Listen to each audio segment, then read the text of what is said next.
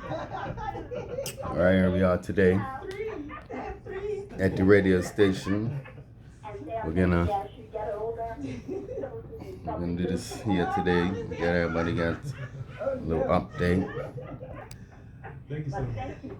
My interviewer still in the studio. Check it out. World Health Organization should have told public and the world about the percent of the okay? So the meat is terrible for the body. Okay? As well as fluoride. Fluoride is terrible for the body. And also the hardest thing in your body is the level of the teeth. So I'm telling you the truth there then. Yes. Really appreciate your call. Thank you very much. Have a great day. Thank you. Bye-bye. We have 3 minutes left into our show, and this is the... Any last words, Dr. Tanaka? No, thank you for having me. This was great. Some great questions. And, I just say, find a dentist you trust and learn together, Get educated. They love you. They care about you, and they're here to serve you. Let me see if the two technicians see if I one had this respond strong feeling that... Yeah, to the Wi-Fi. well, that's pretty much You straight. sure? Yeah, I'm Oh, straight okay. because I'm just being recorded on this game anyway. But It's just a story. responding now. Let me see. Yeah. Yeah. Oh shit, that's easy. 1, 2, 3, 4, 5, 6, 7, 8, 99. Oh yeah. Yeah. I need to go to this dentist. Not on Google. Not on Google. Find me. Word of mouth. Good luck finding me. But thank you. Thank you. Yes, very much, sir. And up Okay, next, bang with you. And you will We listen can go to ahead Measure for 1 and 2 with Dr. Tinashe as my Yeah, none of that. guest today, and None of that. Dr. Ryan Williams in training. In Dr. training. D, 'cause I know you're listening. And up next is Need to Lead. Thank you very much. Thank you for listening to All Medical right. Radio. Get your headphones. See. Okay.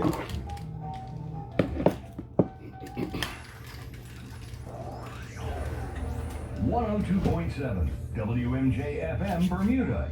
Magic 102.7. Mom's celebrating her 70th birthday next month. Have you noticed her age is catching up with her? Yeah, plus, she's having a hard time getting up and around like she's used to. I would sure hate to see her fall. At Medical House Limited, we can help make life situations easier. We have electric beds, motorized scooters, bath stools, walkers, you name it. Mom's been real good to us. Phil got her birthday and Christmas gifts from Medical House. Medical House has relocated next to the Denny Town Field, number 6 Bakery Lane, Pembroke. Telephone 292-3622. We have a 4 minute. Hi, We have a this is 4 Sasha minute from window. Baptist.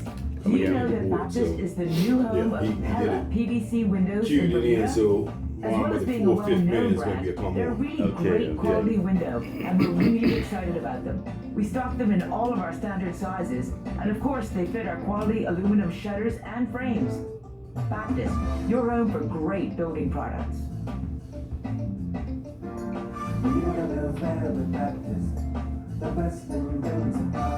No, I did my trial run of Nana's fish cake recipe. Comes out better than my hot cross buns.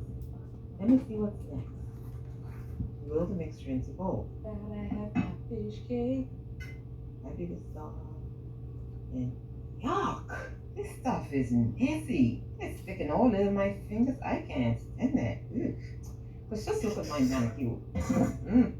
Sorry, Nana, I can't do this. I'm ordering from Mr. Chicken again. Their fish cakes. They are taste delicious. But here goes, cousin. That's actually worth it. Good thing I saw that flyer. I got an order by April the 13th, and the orders have to be prepaid and picked up on Thursday the 14th. You know what? I'm going to order my fish cakes right now. My business requires a secure internet connection, and we also need QuickBooks Pro. Do you guys help with business solutions? Most definitely. Call us on 400-5900. That's 400-5900. Or visit our offices on 1 Burnaby Street in Hamilton.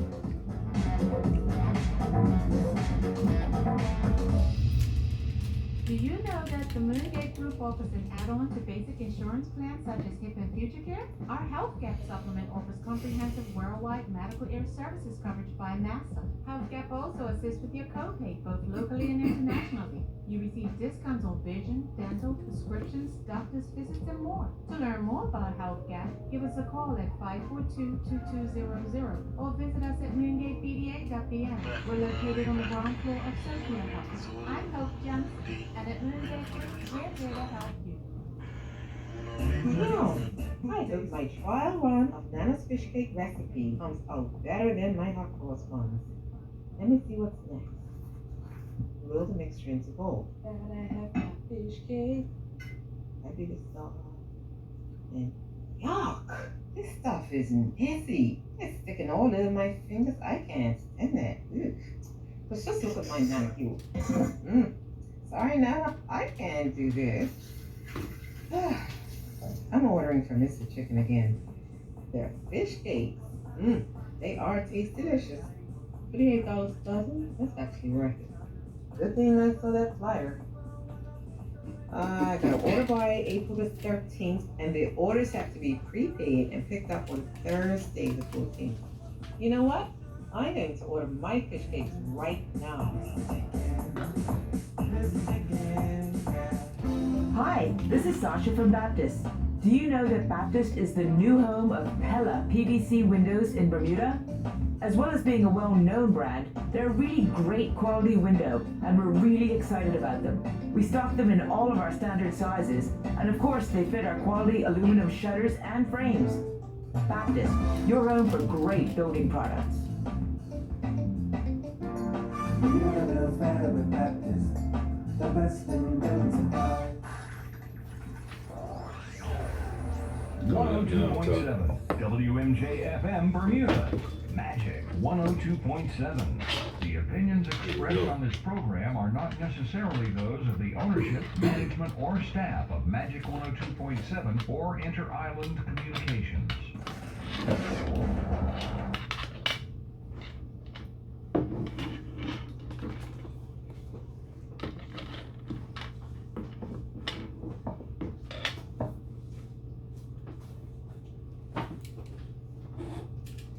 Good morning, Bermuda. This is Dr. Lou in for Dr. Shangri-La Durham Thompson, doing my servant leadership duties in her absence. And as always, we bestow our blessings upon her and her family as they attend to those most important matters of family over these past few weeks.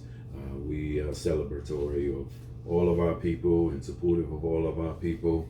We acknowledge all of our people, and to the families who've lost loved ones again in a tragic week that we've had.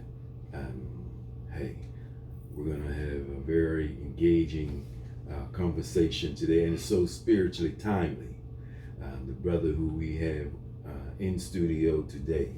But I'm going to begin first with the spiritual devotion that is the need to lead.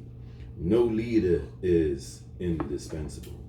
Lord, if there's one mistake that's easy for us to make, it's to assume we are indispensable for the role we fill. If we like the thought there is no one who can fill our shoes, then maybe we need to change the way we do leadership. It's not healthy for us to think we're irreplaceable. No one lives forever. Times change, and different skill sets are needed to keep an organization thriving. If a crisis were to occur upon our departure, then we haven't done our job of training and equipping people who can help ensure a smooth transition.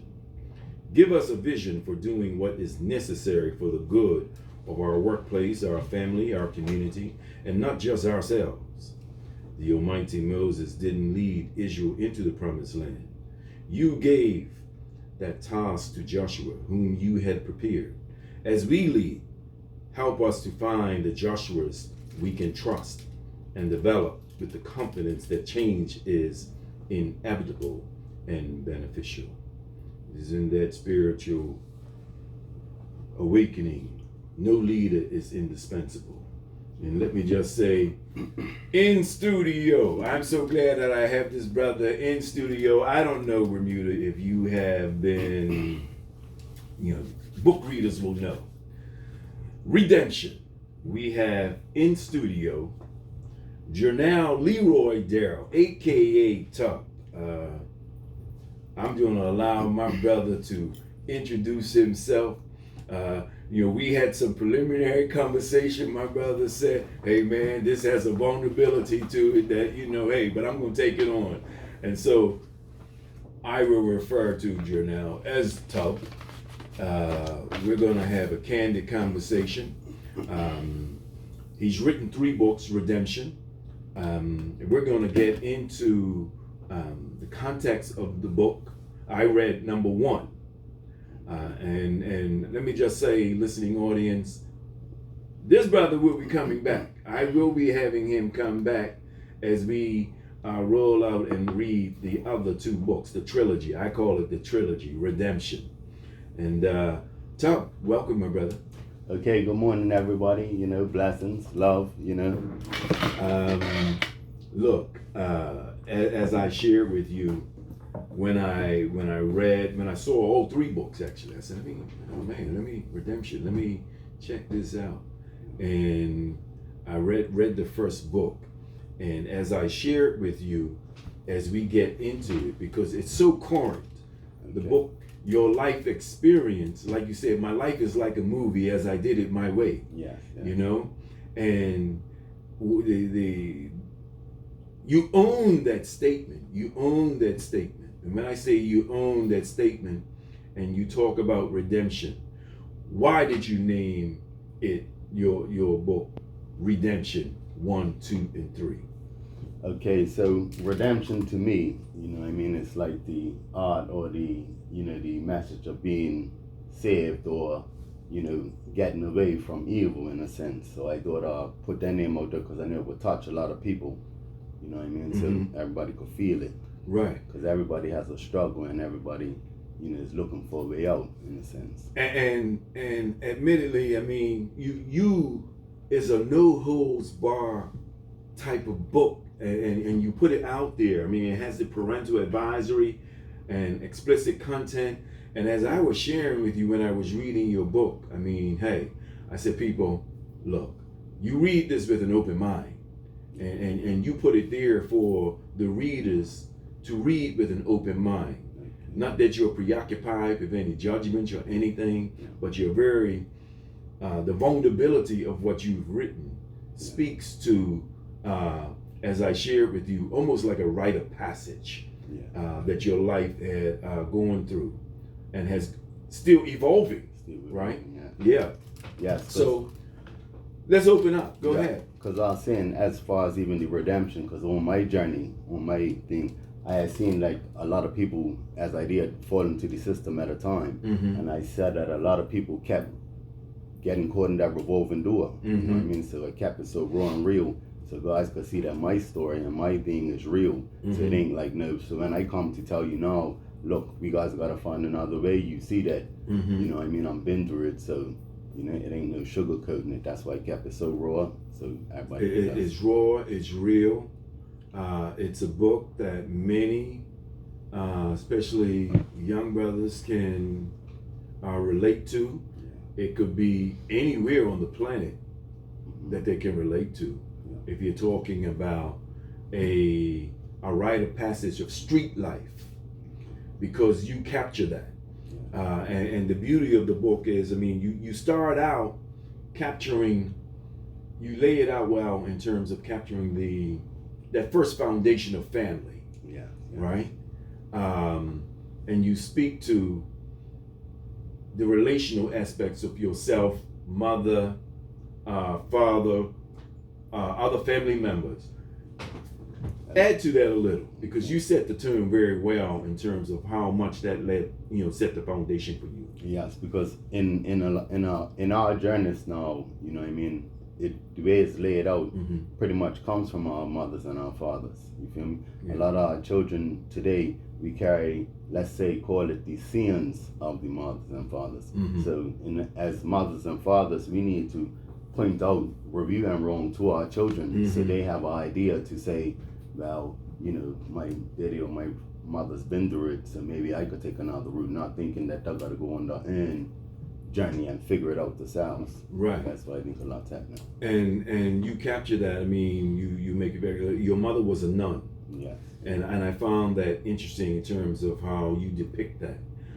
How much of, because for anyone listening to it, I mean, I read it, but anyone listening to it, oh man, your mama was a nun, Yeah. and you went that path, Yeah. that's the first assumption that people make.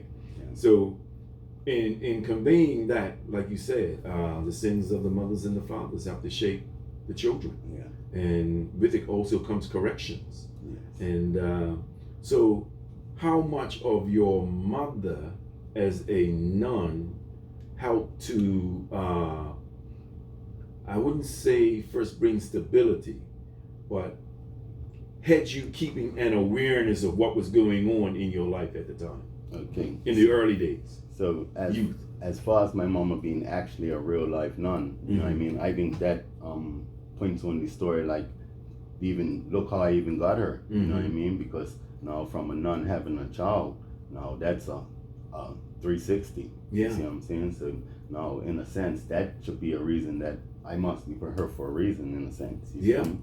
So now with that, now I came later after that fact. See what I'm saying? So Yeah. I guess her transition was already into Bermuda.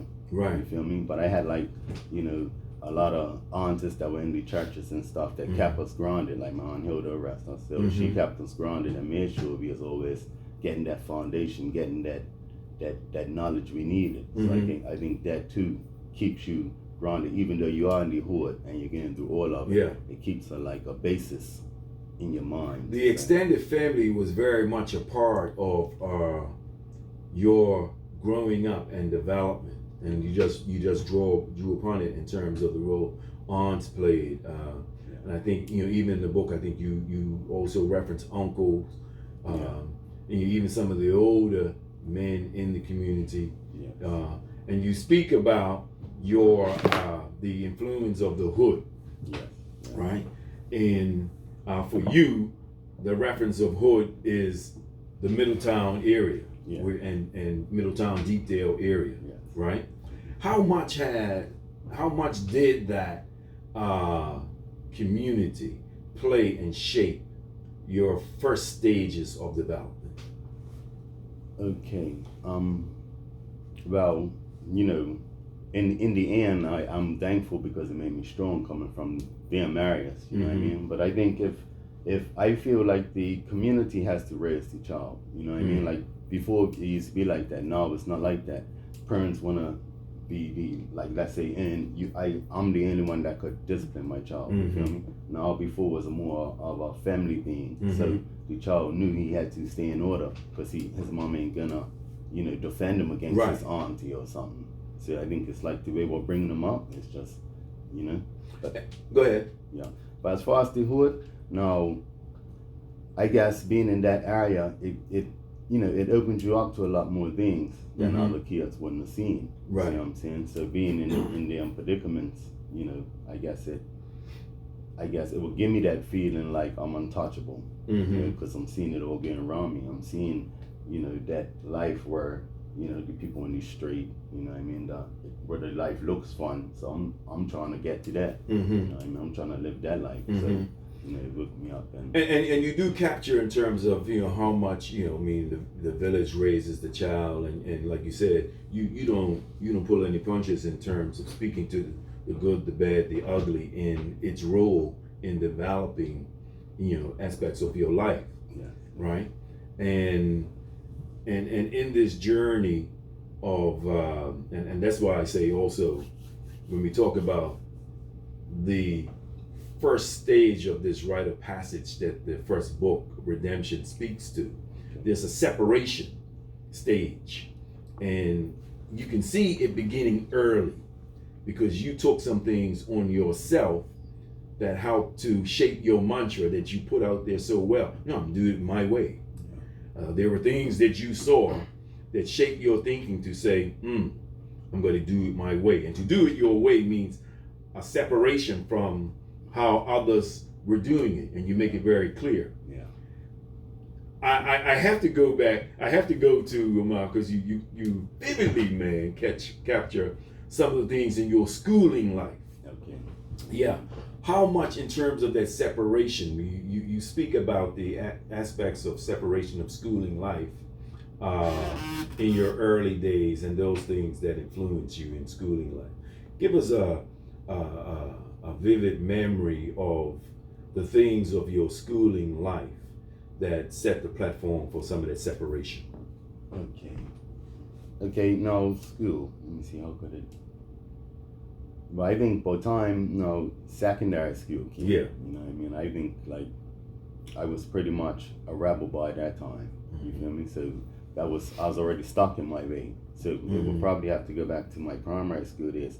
Now, when I was younger that's why I feel teachers play a big role and if I don't want to give too much of the book away, but if I went back to my younger days, some just came to mind when I had learned to spell a big word and I go to my teacher and I'm looking for this acceptance to say, look, I'm bright, look what I could do. And she shut me down. So I was like, oh, well, if you don't really get no praise for doing good, then I just do whatever I want and find my own path. Right. And I am going to give away some of the book because I want people to get the book and see themselves in it. Okay. I saw myself in it. I saw myself in your book. I mean, you went to Ward Sec, right? And you vividly capture some of your, and paint the picture of some of your schooling experiences at Ward Sec that many of us can relate to. The girls, the sports, the football. You just communicated thoughts of teacher perceptions. Yes. All of us went through it, and I said, man, I can relate to this. I can relate to this. I can relate to it in many ways, and say, man, who were my tubs in my schooling area? Yeah. You know, I went science from 70 to 75, Okay. and I said, man, I counted about a half a dozen guys in my year who were the tubs. Yeah. And all of them did time. All of them have done time. Okay. All of them have done time for some gun crime, rape, manslaughter, murder, right? And I said, wow. And reflectively, you helped me to capture a picture of them in their early phases when you talk about your schooling experiences. And look, man, you a ace boy with, you'll skip classes. Yeah, you wouldn't even go. Yeah, you wouldn't even go to class and so forth. Yeah. So when you look at and think of that journey, and then simultaneously the hood life, the street life was very much a part of your school life, and you share how much some of that you brought into school, right? Let me just ask you reflectively, were there any teachers, and especially male teachers, who you saw at that time that had an impact or could have had an impact on you? Or that you wanted? No, I'm actually just searching my brain trying to think of like any that really stood out. You know what I mean? No, I don't really see it. And that's important. Yeah. And that's important. And again, as I was reading it, as I was reading the book, and you capture your schooling experiences connected to your neighborhood experiences, and what you brought and took to school. I said, oh, who were the influences? And you talked about I could have played ball, and football was always something that many of the guys gravitated toward with the football head coaches. So I said, and then who were the coaches in his school during this time that that had a measure of influence. But again, it speaks to Tub that for you it appeared that again your mantra in this first, what I call your first separation phase of your rite of passage, was, look, man, ain't nobody gonna tell me, ain't nobody telling you to do anything, Tub, right? But see, that's why we need to grab the youth before they get to that thought process. We don't want to see how the youths know, because if you look at the age bracket of the youths that's getting in trouble, it's pretty much from 18 to 25 that's doing all the crazy stuff. You know, the other ones are getting caught in it too.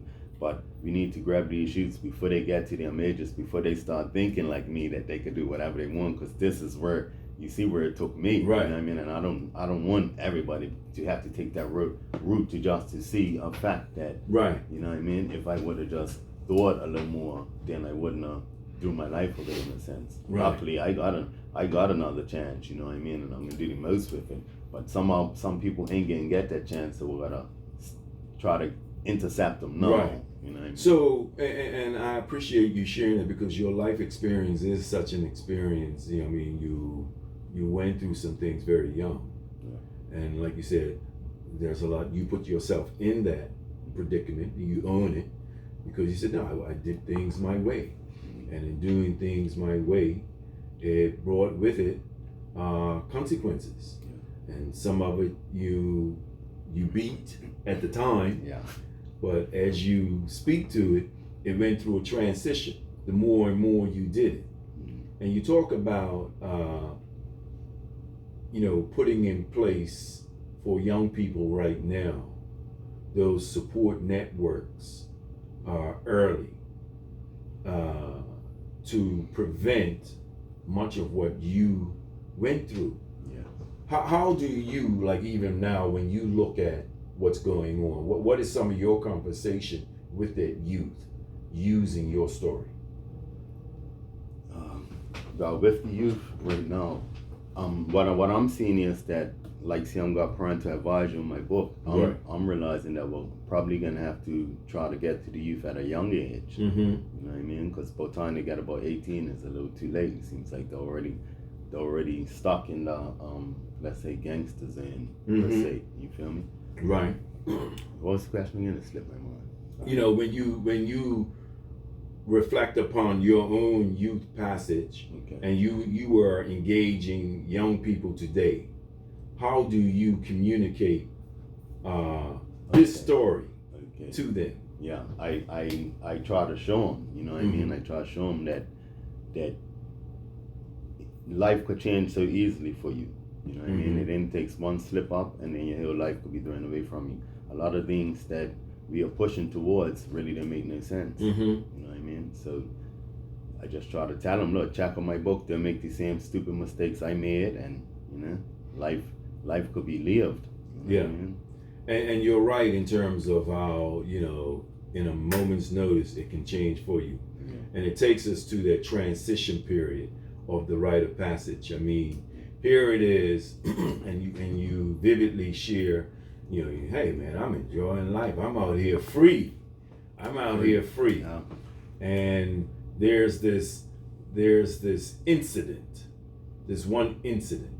And even when I read it, I said, okay, you saw something that you thought of acting upon at the time you saw it, didn't, because of the environment that you were in, a lot of family environment out there in pontoons, right?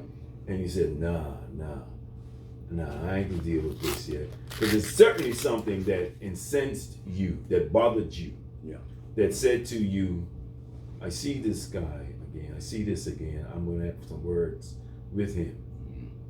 And when I was reading that and saying, man, from the time that it occurred to the time that action was taken, I said, at what time did Tub think of The consequences. The consequences. Yeah. Did you? No. At no time. No, at no time. At no time you thought of the I consequences. was stuck in my mind, the plan I had, and that's what was gonna happen. Right. And that gets back to that way of thinking. Right. You see what I'm saying? How much of it was and this is a street thing too, because street, you know, in terms of hood, it brings a certain bravado. Okay. I'm going to deal with that. Versus anger. Yeah. How much of it was more of your anger versus your need to deal with that issue in the punishing way that you felt you needed to? And that's the crazy part about it, because I mean, as far as the streets, it wouldn't even have gave me no credibility. It was just like something that, you know, from that day, it was just something that once it just stuck in me that said that I want to confront this person. You see what I'm saying? And that even makes the story more authentic, because a lot of people, since my stuff have been through the newspaper, the courts and all that, people have a perception of it. But in the book, I actually clear the perception and actually let everybody know the true story and what really happened. What were some of the perceptions that people had? Well, the perceptions were that, you know, that night the whole incident was happening when I jumped in like a savior. You see what I'm saying? Right. But they didn't know that it was like an ongoing good thought. You feel me? So me not changing my way of thought and thinking, you know, made me in that situation. Right. Type thing. So you had this ongoing thought, look, I gotta correct this guy. I gotta teach him a lesson. I gotta teach him a lesson for what. And let me just place it in the context of for listening audience. I mean, you saw really a domestic violence issue. Yeah, pretty much. And you didn't like what you were seeing. You didn't like the way it was being portrayed in front of family on frontiers and so forth. And you had it fixed in your mind. Hey, this guy needs to be corrected, and it was on you, like you said. Was it days later, weeks later? Shit, I swear it had to be like probably even a month later, probably months later, and that's so crazy because the time went by and it just always stuck in my mind. Right, until you rolled up on him and saw it out the terminal, but and you said, like a light bulb went, there he is. It's the time. Now it's the time to let him. Yeah. And again in this, like I said, when I was reading the book, I read it like your rite of passage. I keep saying that it's your rite of passage. And the thing about it, there are so many series of rites of passages in what you portray and what you convey in the story, you know. And certainly that was the definitive transitional period. Let me put it this way: the first phase of the transition, because the transition has 3 stages to it also. You know, as you were conveying it, because you said, man, months later, and you saw him, and finally, it gives you this opportunity to let me address this. And interestingly, you know, as I was reading it and how it was written, okay, is this self-defense? Could be. And you were so certain that it was a self-defense, given how it played out. But of course, if evidence is either weighted or used against you differently, right? And I'm looking at, there's always 2 sides to any story, multiple sides, and the law had its own account of what took place. But I get that CCTV didn't catch it all. Okay. See, that's why even if I try to reach out to my brothers and all that, that's why we don't want to get caught in these scenarios. You feel me? Because now, the prosecution, they have the say, you know what I mean? But now, if I feel now in the end and I look back at it, because that's the whole crazy part. I went through the Hill scenario, Mm. and writing wasn't even in my thoughts at the time. Right. You know right. what I mean? And then when I look back at it, it was such a crazy scenario. But if I wouldn't have went through it, where would I have been today? Mm-hmm. You see what I'm saying? Right. I probably would have been on the corner drunk, probably been dead. You know what I mean? So sometimes things we go through wake us up. Yeah. You see what I'm saying? That was your, and I like to say, you call it the way I say, we all at some point, and some people more than others, have multiple what we call pronouncements in life that, wow, changes their life. You know, and we all have them. And so even in this transition period, because, you know, when we talk about a second stage of the transition, an act is committed, you have to face the consequences of jail first, lawyers, all of this, the anticipation that, oh, they'll see on the evidence that no, this was self-defense. And as you just stated, doesn't necessarily mean it will roll out that way for you. No. Yeah. Because I'm seeing life go from freedom and just one act, your whole life change. You feel me? You're free, you're living your life, you're working, and then it's like not an accident, but like say you get an accident, your whole life changes. Mm-hmm. No more freedom, no more nothing. Everything it's just in a blink. In a blink. In a blink. In a blink. And as we go to this next transition, I mean, you are conveying and sharing that freedom.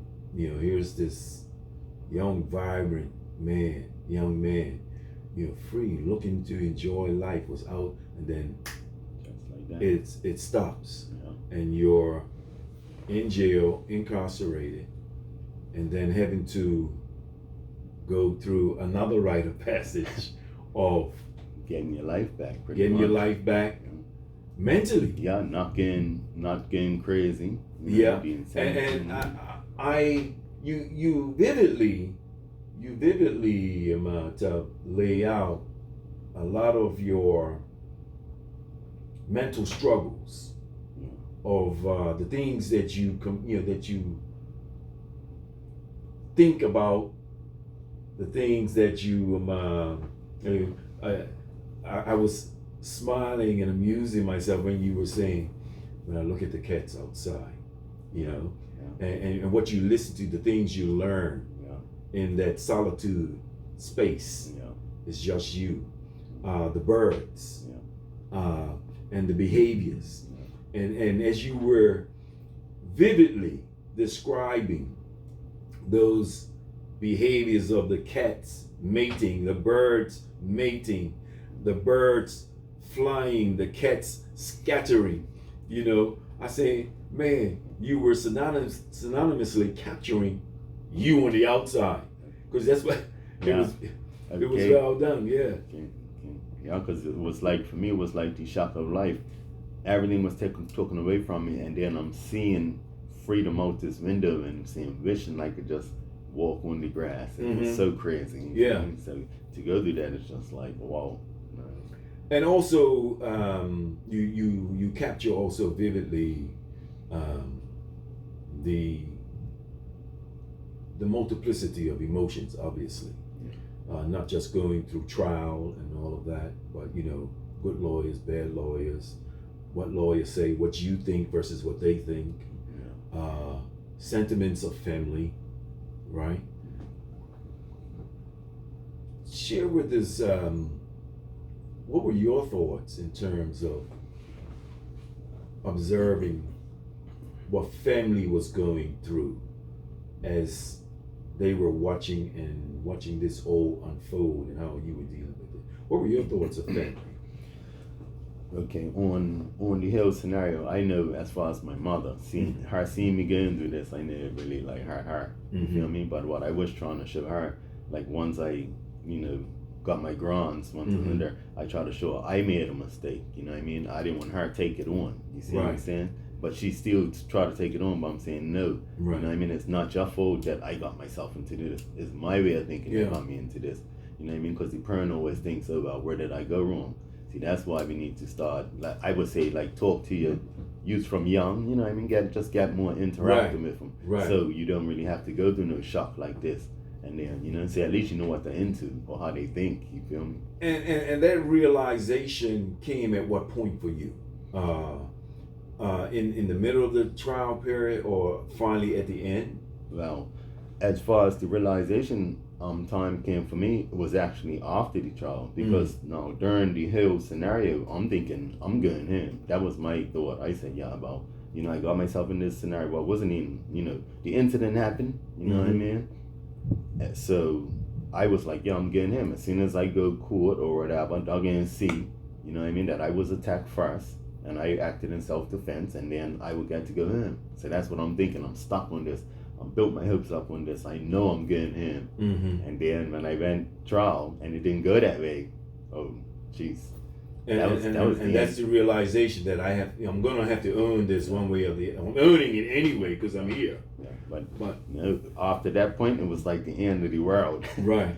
It's like, what do you do? Yeah. You know what I mean? It's like nothing to do. So right. I guess I had to get over that mentally. You know what I mean? And then once I gained my composure back, and that's why I think God plays a big part in everything. You feel me? Because without God, I would never been able to survive in that place. Right. You know what I mean? So you do capture that very well in terms of the embodiment in the reflection and the recognition of God helping to get you through. That's, you know, the belief, reading Bible, and then capturing your passion, man. Yeah. Your passion seemed to just take off in your writing, your reading. Is that where, in that space is where the recognition, the recollection that this passion for your writing and telling your story was another pronouncement that says, no, I'm good at this. No, actually, I didn't even realize that I was good at it till way later, because yes, you know, God was guiding me through, but at the same time, I still, per se, didn't want to let go my gangster ways, in a sense. So I still had a lot of that rolling with me, you know what I mean? But God, you know, He knew He'd get me through in the end. That's how I put the story. So now, when we get to the whole transition time, where was he in? We was on the... No, but that's it, because you're transitioning out. I mean, they've given you the sentence, and now there's this next transition of finality that, hey, I'm going to be here incarcerated for a period of time now. And these are some things that I need to come to grips with, you know. I'm not going to have my freedom. Okay. I'm not going to have my way. Yeah. Okay, I get where it was. Yeah, so once I came to that realization, you know what I mean, it was like, well, this is what your life came to. Is either you're going to curl up and just be nothing about it, or you're just going to run with it. But I got the question. So what had happened now, after I go through my whole transition, you know, life didn't totally change. So I kept going through stuff. So then I said it's time to start to show the world what my life's really like, because my life's like a movie. I'm going through too much craziness, and it's time to, you know, let's say be a light instead of being somebody in the dark. Show the world what your life's all about, and that's where, you know, you're taking your reflection a little deeper, and in the third stage of this rite of passage, it is that reincorporation. You know, they talk about, sociologists will talk about rite of passage has 3 stages to it: separation, transition, reincorporation. And it's at that point you say, you know, I got to show the world, you know, I got to reincorporate, or even not even reinvent or reintroduce myself to the world. That yeah, that's when the Hill writing part came up. But actually, as I was getting through the Hill transition, what I started to see was that, okay, man, if I'm getting in her for 20 years, then Mhm. that's what it will be. I ain't gonna let this place kill me. You feel me? Whatever I do, I'm gonna, from this point on, I just need to think about living, think about, freedom, put my always behind me pretty Mhm. much. And that's started the hill transition, go Right. give me the strength to just push on. You went in as a 22. You went in as 21, 21, yeah. and from 22 on, I mean, by the time you were sentenced, you were 22, I think. Yeah, Right. 22. You didn't do 20 years. No. And how much of that was another transition of relief for you that moved you to this understanding of your reincorporation, your reintroduction to society? How much how much of it was relief that you didn't have to do 20 years? Well, that was like a godsend again, that, I got the opportunity, because from the beginning I felt it shouldn't have went the way it went. Mm-hmm. But how we feel when it comes to the law, it don't matter. Mm-hmm. You feel me? That's why we need to stay away from the law. So I was stuck there for all this time, and then luckily my appeal came through. Mm-hmm. And since so I had a shorter time, so now I knew if I ever got a chance at freedom again, I never want to put myself through this whole scenario, and I didn't want others to go through this. I mean, if I could prevent it, then that would be my goal. You've been doing that type of service leadership, man, and certainly you recognize as a leader in your way that you're not, indispensable. Yeah. None of us are, and you address that, and that's beautiful. We're talking to Gernel, Leroy, Tug, Darrell.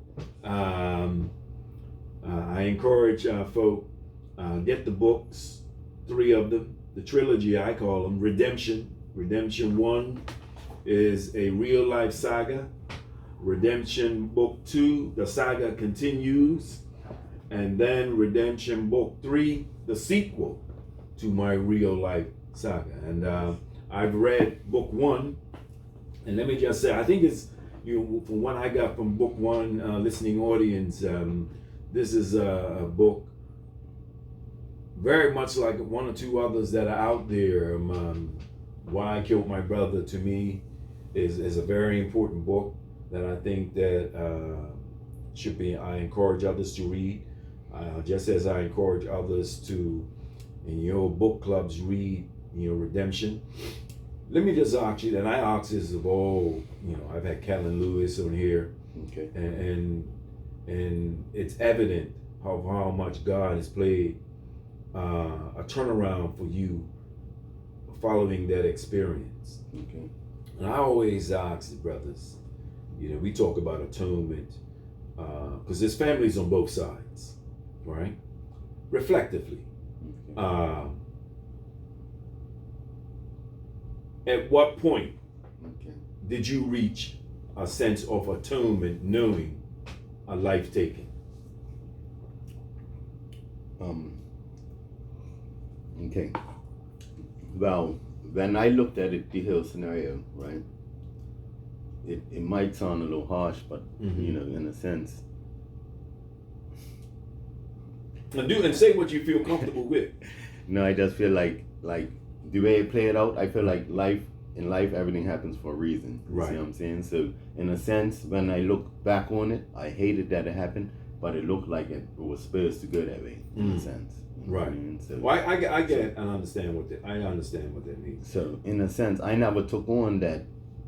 I wouldn't say I never took on that it was my fault, because in the end it was my fault. But I say the person had a lot to blame, because he brought them things into the aspect. You know what I mean? Like I got it. Let's say we're fighting and you grab a bat, I feel you're bent too far type thing. Okay. So I felt I started, he pushed us into overboard. And in hood life, there aren't any rules. Yeah, there ain't no rules. The rules are, hey, Yeah. when I say there aren't any rules, and if you want to talk about hood life, street life, the real deal thing in terms of, there aren't any rules. And as you have acknowledged, you face the consequences.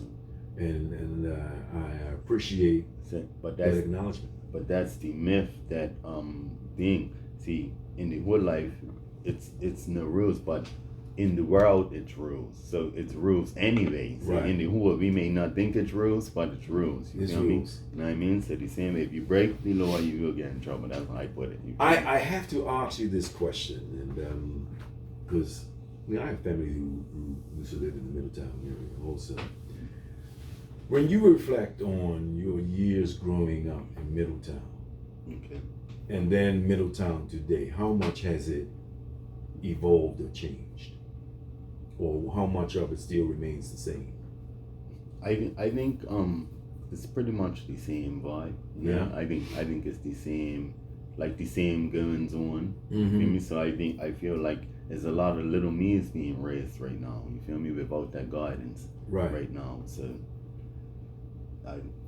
I appreciate you sharing that, man, and that's because I'm not from Middletown area. I've had family members who grew up in Middletown area, and in my younger days of having to spend time on Angle Street and Parsons Road because I had family who lived all along there in summers, you get a sense of what's different in Bermuda. You get a sense. Look, I'm from Somerset. I go town. No, I knew certain things. No, okay, this is a little different. My mom's a Point Hill girl. She's back a town girl. Yeah. I know what, and when we were told those things, I know what that's about. Yeah. And so when I hear of it now, because I look at it through the lens of someone who is in my field of education. I look at many of our young people, our children, Okay. and I do look at how much does their environment shape behavior, belief, all of that. And in redemption, you capture something. You capture a lot of that. But as you capture it, you capture also the evolution.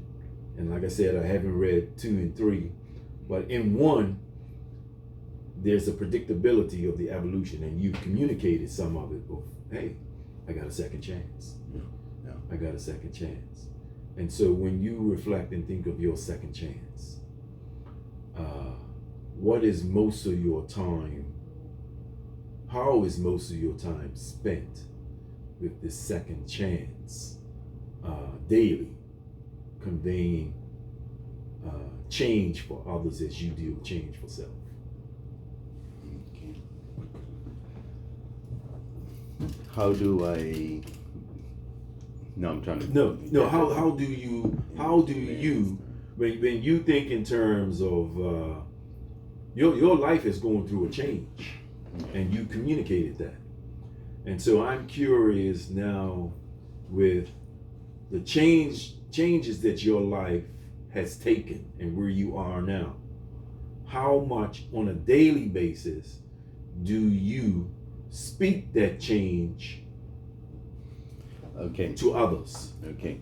Now in my circles I try to push my message, you know what I mean? If I see, because everybody respects me, so if I see guys doing like stuff they ain't supposed to, or I think stuff to get in trouble, I'm trying to get everybody to think a little more. Look, think about what you're doing. You really got to do that, you know what I mean? Is it received well? Is it received well as someone who's going through it? Yeah, because I guess since the level of respect, the more people tend to really think about it more. They're saying, well, yeah, he has been in trouble. So I guess my words are more noted than just a regular person. So I guess it does help. Yeah. For people to listen more. Is that a conversation that you have more with young men? Do you have that conversation with mothers and fathers of young men who may you see, like you said, are you still in the Middletown area? Is that still your neighborhood today? Yeah, pretty much. Okay. And so when you think in terms of that neighborhood today, and you said, I see a lot of little me's, how do you address those little me's and their families, given your credibility? Okay. Luckily in the Middletown area, I see a lot of my brethren like around my age that trying to push towards the youth and give them a little upbringing, you know what I mean? Mhm. So we're getting a little more help than let's say in my day we got, because the other guys wasn't really trying to guide us through. Right. You see what I'm saying? So Right. I think now a lot of my brethren are really trying to push a little more. You know what I mean? You have Lele with Boulevard. Yeah. You have Shane with the dancers. Yeah, You know what I mean? yeah. You know, the football. I know. So all them are doing. I know of them, yeah. They're doing good community Yeah, stuff. yeah. You know what I mean? So, you know, so hopefully that helps. Like majority of the youth deter, but you still see a lot of them running rebel. You know what I mean? It's like that. It's like that. I can call it the gangster curse that still got us. We all are so caught up in trying to be bad. And Right. You know. I asked that question, you know, to, because it's not just Middletown. It's not just Deep Deal. We're seeing, you know, every parish has I call it that neighborhood. Yeah. Every parish. Some more vividly than others. When I say vividly or noisier, they're in the papers more than others. But every parish has what we're talking about in a Middletown, in, you know, Deepdale. And when I think in terms of course, well, shoot, you saw what we're dealing with in terms of work the other night. Yeah. And then the young brother down in down east. Yeah. You know, we can go on and on. If we're talking the last 3 months, last 3-4 months, we see the similar type of patterns in different neighborhoods, and it has me not just thinking in terms of the knife, the gun violence, because I believe I'm one of those people who believe you can pinpoint where these things are. You can pinpoint, and that's a subject matter that's coming up on Wednesday. But I think your knowledge, your experience, and your transformation is a valuable transformation to speak to the solutions. When I speak to young brothers like yourself and Kellen Lewis and Talani, there are a whole host of others, even in the book, you were giving names, right, of persons in the book in a scenario, and I could identify 4 of them vividly as former students of mine. Yeah, let me speak on that. Also in my books, you know what I mean, I give names and everything, so you know what I mean. I don't put nobody on the bus, but to make the story more authentic, I actually give you real life characters, well, not characters, but the names of the individuals. The names of the individuals, everything's in there. How did that go over with the brothers? Because your book is in, you know, brothers read your book in prison. Yeah. How did that go over with some of them? Well, that goes back on doing things my way. You know what I mean? You know.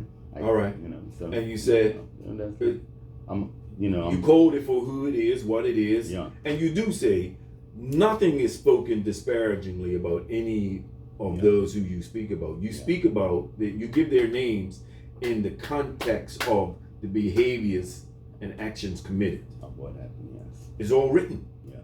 It's all and I'm like, oh damn, yeah. 1, 2, 3, 4. Those are 4 students of mine, and I'm glad you did, man. Really, I had some conversations with 1 or 2 people, friends, colleagues of mine, and I said, I'm glad he put it out there like that, because I often say, you know, I mean, I taught 3 or 4 of them. I know the things that we used to talk about. What's the consequences of? Yeah. So it's not like they didn't know, but the my way is what led to the consequence of where they are. And I also put in the book, I say, I just tell people how it happened. You feel me? I ain't condemning no actions that I'm took or whatever I'm done. I ain't trying to say it's right. I don't want nobody else to do it my way. But I'm just showing you how it happened and the outcome. That's the honesty. That's the honesty that I found in your book. Yeah. In well, like I said, I haven't read the other, but one sets the tone. Your book one sets the tone. You own it. Hey, I'm putting this on anyone. I own this. I'm responsible. And just as you make it very clear, I'm responsible for the actions that were taken, the consequences of it, but I'm also responsible for turning my life around. Yeah, which you have. And you are working on doing other things. The top of the hour went real quick, brother. Okay. We're almost an hour already. Okay. Right? And we've been flowing. With what you have written, I mean, like I said, you said it's a movie. And I think it serves even as an example of how others, and we've been talking about it in Bermuda, we need to tell our story. And in telling our stories and putting our stories out there as vividly like you have done helps to heal, helps us to acknowledge. So when is the movie? Okay, well, and it also helps us to teach too. Yes, absolutely. Well, in the movie now, me and Fresh TV, check out channel 4, big ups to him. It's been, because we done an interview one time, it's been playing an interview. But me and him's actually in the process of making book 1 into a movie. Yeah. So check him out, all you actors and everybody out there. You know what I mean? There's big things coming. And I'm glad, because when you told me that, and I've been saying it to a number. I talked to Ross McCall, Mac Tan. I talked to a number of guys, and my Dr. Celeste. She does some great work in terms of her film. Rais, Dr. Tanker's son, old film producers, and I'm saying, man, credit to even Dr. Shangri-La Dorn Thompson. She's written movies. She's written play scripts. She's a playwright. Yeah. And as I was reading your work, I'm saying, who's written your script?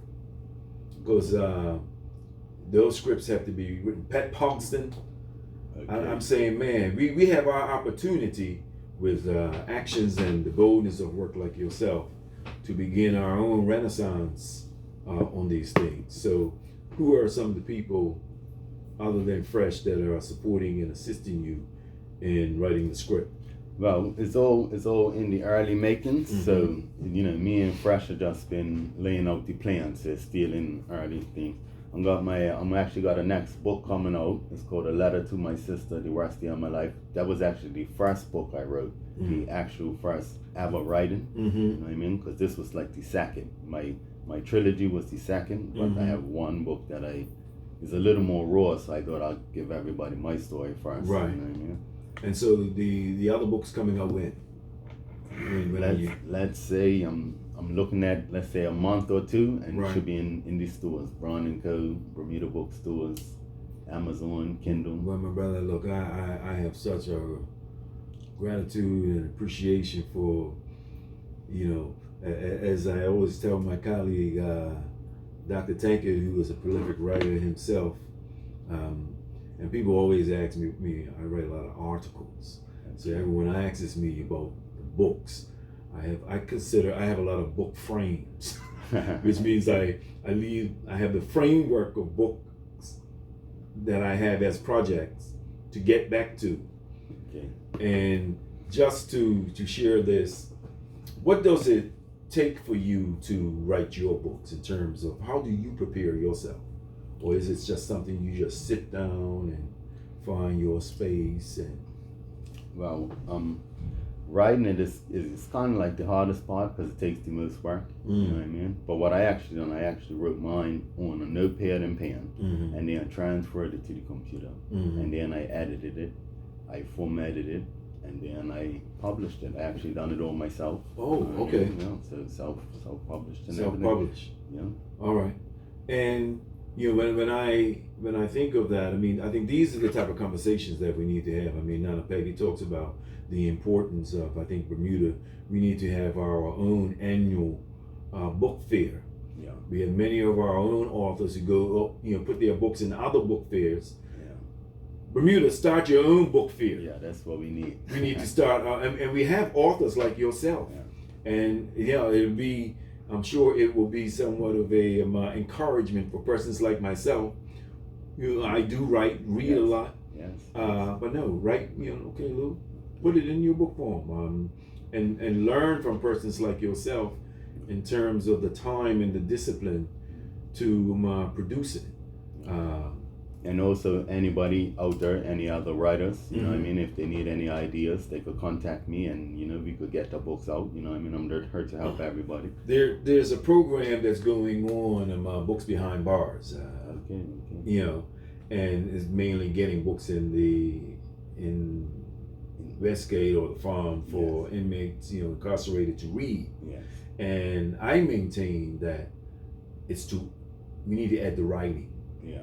Because I clearly hear it from you, I've heard it from others who have done something with it, how much the writing becomes the therapy. Yes. And it will be actually good therapy for them in there. You feel me? Because at the time, I never thought to write my story while I was going through it. You feel me? Because then that's when you get even more raw and real emotion. See what I'm saying? So that would be actually a good transition for him. I think it's great therapy. Yeah, it'd be good. And I'm gonna ask. I don't want to. That's another show that's coming up, and we have been discussing some of these things. But you are evidence of what should be done with many of the brothers who are incarcerated. The young men who are incarcerated, young older men who are incarcerated. In telling the story, and I say telling the story is part of their therapy. Doesn't mean that they have to. You reach the level of producing it and putting your story out there to the world. Yes, yes. Which is very much a part of your mantra, your belief, my way, putting it out to the world. Let the world learn from. Yeah. Because not only in Bermuda, everywhere. Yeah. I mean, everywhere we're getting through this. And I said we watch this stuff on TV, Yes. Pick a show, a channel. Mainstream American media, has the glorification of, and in it, for us, are the stories that we can immediately relate to. We like to talk about our cultural relevancy. Well, certainly, your book and books contribute to our cultural relevancy, and I am so appreciative that you've been courageous and bold enough to put it out there for the world to get from it that which is important to them. Yeah. And also, you could check out GernelDarrellsWorld.com. You know what I mean?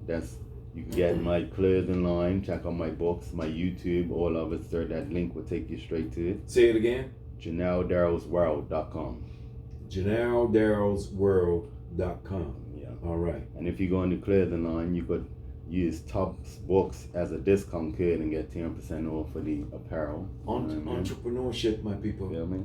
Hey, this is how we have to do it. Yeah. These are the models and examples that we're talking about in new leadership on the need to lead. We talk about all types of leadership on the need to lead. And in this leadership here, while no leadership is indispensable, what it is, it can be transformative. And I appreciate you, brother, coming on and sharing with us this opening. I call it this opening of the saga.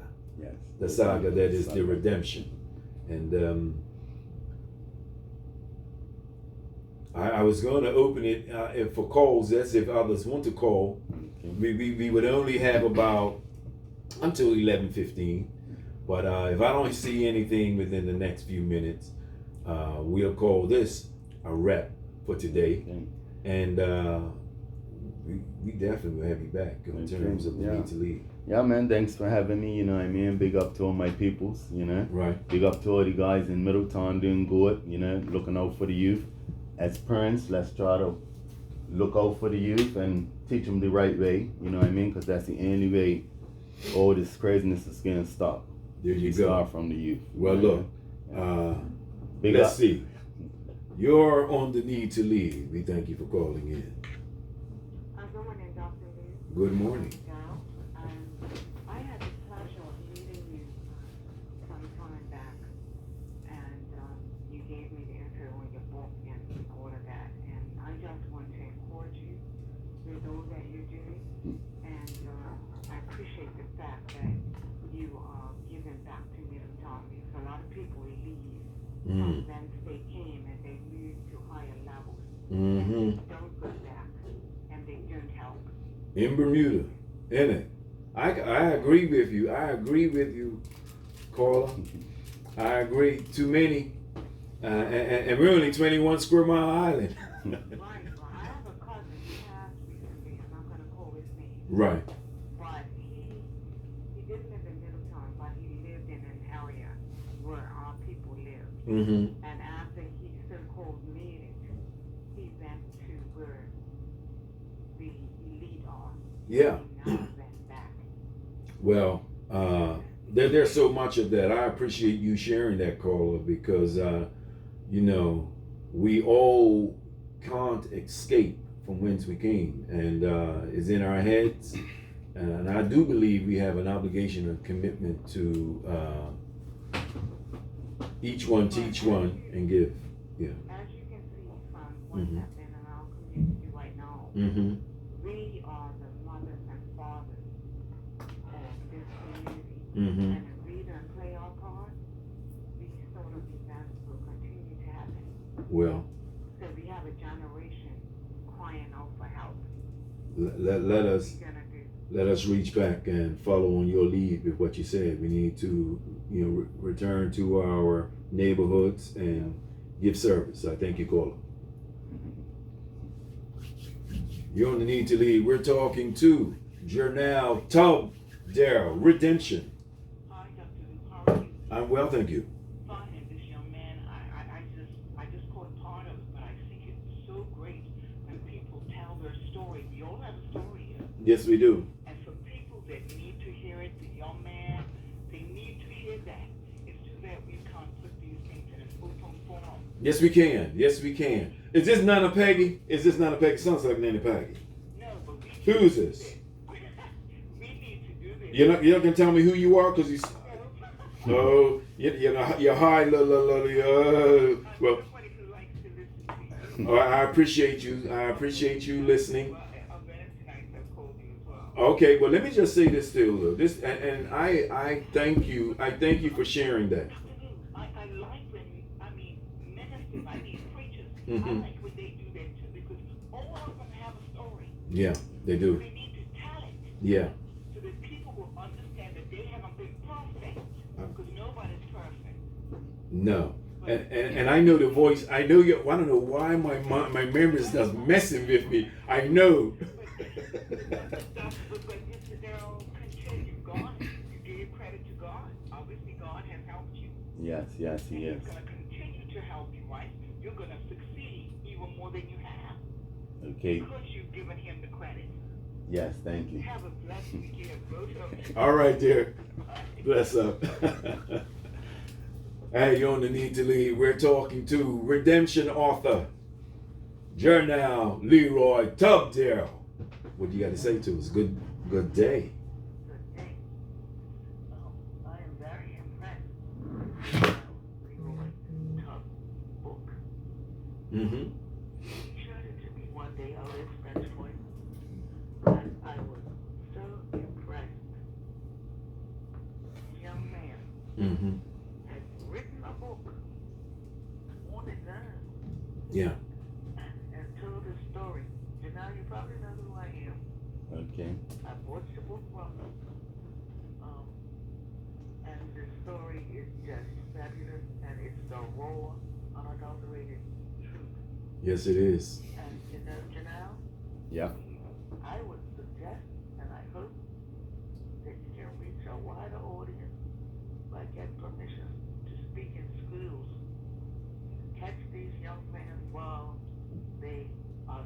suffer. Yes, I feel you.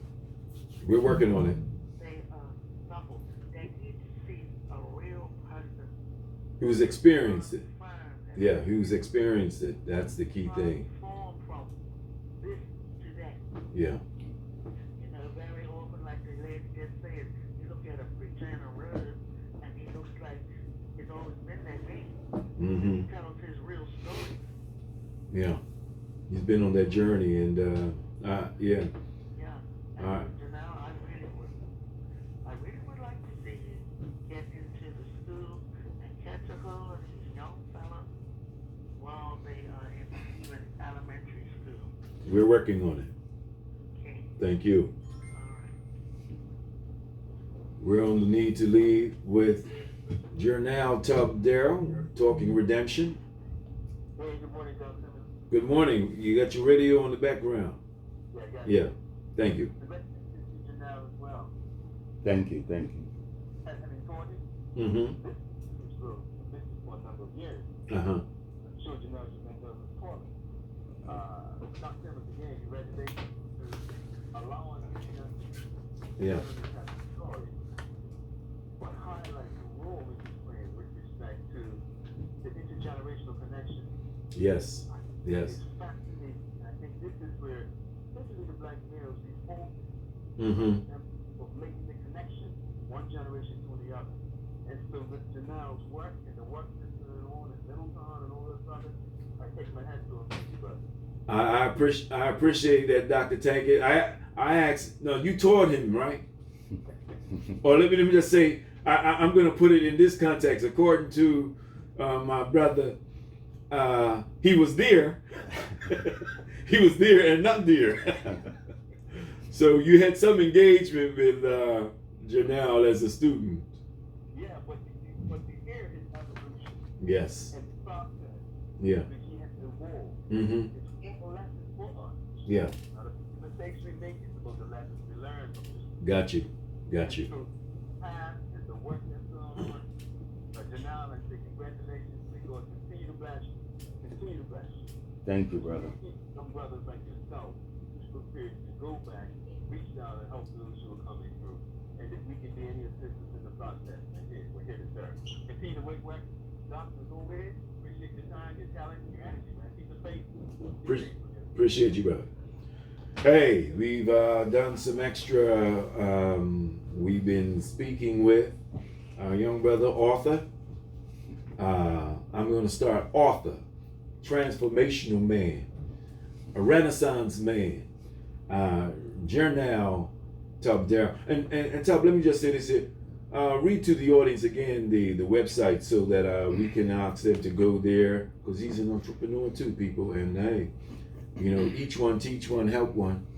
Okay, yes. The website is janeldarrell.com.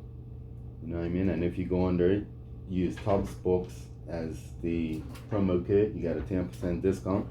Mm-hmm. So check it out. That's janeldarrellsworld.com. Sorry. Yeah. Right. So JernelDarrellsWorld.com. Yes. Well, my brother, like I said, we've been dealing with the trilogy. Okay. We dealt with one. We look forward to having you back. And you also spoke that there's another book that's coming out, A Letter to My Sister. A Letter to My Sister. In another month or so. Yes. So we'll look out for that. And hey, man, we'll lead with grace and humility, passion and purpose. Okay. And certainly we'll have you back. Okay, thank you very much. Appreciate you. And remember, Bermuda, we need to lead. Let's get these youths, thinking straight. All right, blessings. Bang.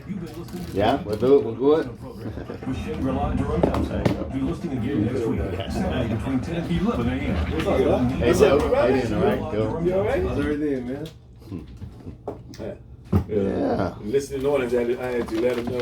No. Ryan's not in the office. They were calling.